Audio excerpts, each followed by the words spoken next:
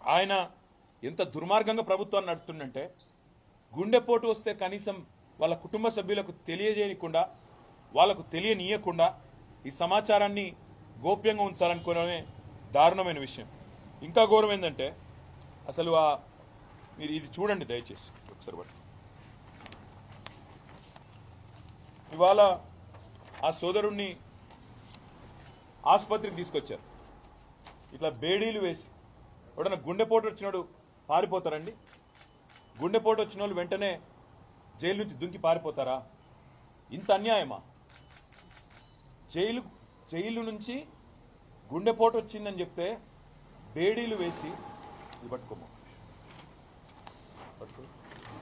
ఇంత అన్యాయంగా, ఇంత అమానవీయంగా, ఇంత సంస్కారహీనంగా, ఇంత చండాలమైన ప్రవర్తన ఈ ప్రభుత్వానికి ఉంది.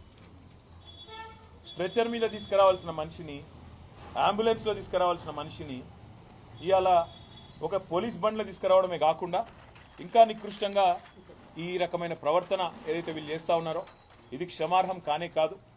నేను గౌరవ హైకోర్టు ప్రధాన న్యాయమూర్తిని కోరుతా ఉన్నా, రాష్ట్ర గవర్నర్ గారిని కోరుతా ఉన్నా, కాంగ్రెస్ పార్టీ అధినాయకుడు, పార్లమెంట్లో ప్రతిపక్ష నాయకుడు రాహుల్ గాంధీని కోరుతా ఉన్నా, డిమాండ్ చేస్తా ఉన్నా. రాహుల్ గాంధీ గారు, మీకు కనీసంగా మానవత్వం అనేది ఉంటే, మీకు కనీసం గుండె ఉంటే, హృదయం అనేది ఉంటే వెంటనే ప్రభుత్వానికి ఆదేశం ఇవ్వండి.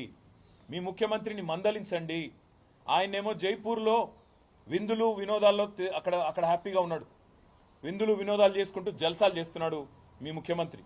ఇక్కడేమో కేవలం తమ భూమి ప్రభుత్వం డిమాండ్ చేసిన విధంగా మేము ఇయ్యము అని చెప్పిన పాపానికి గిరిజన రైతులు జైళ్లలో ఉన్నారు, ఈ రకంగా చచ్చిపోయే పరిస్థితిలో ఉన్నారు. ఇది మంచిదా? రాహుల్ గాంధీ చెప్పాలని కోరుతా ఉన్నా.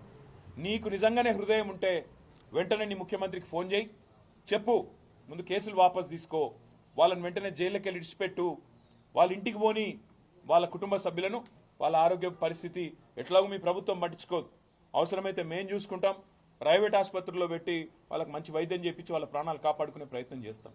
ఇది మంచిది కాదు.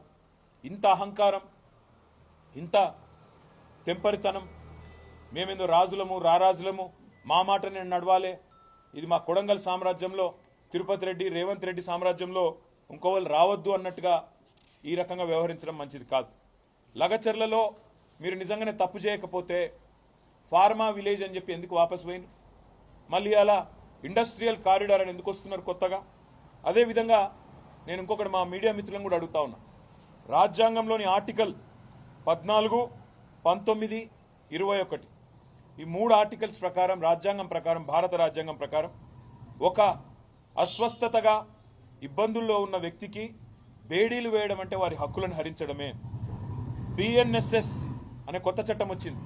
ఆ కొత్త చట్టం ప్రకారం కేవలం తీవ్రవాదులకు మాత్రమే, క్రూరమైన నేరస్తులకు మాత్రమే బేడీలు వేయాలన్న నిబంధనలు ఉన్నాయి తప్ప ఇవాళ రైతు బిడ్డలకు, రైతులకు, గిరిజన రైతులకు బేడీలు వేసిన ఒక అహంకార దుర్మార్గ ముఖ్యమంత్రి రేవంత్ రెడ్డి వైఖరిని ఇవాళ మనందరం కూడా ముక్త కంఠంతో ఖండించాల్సిన అవసరం ఉంది.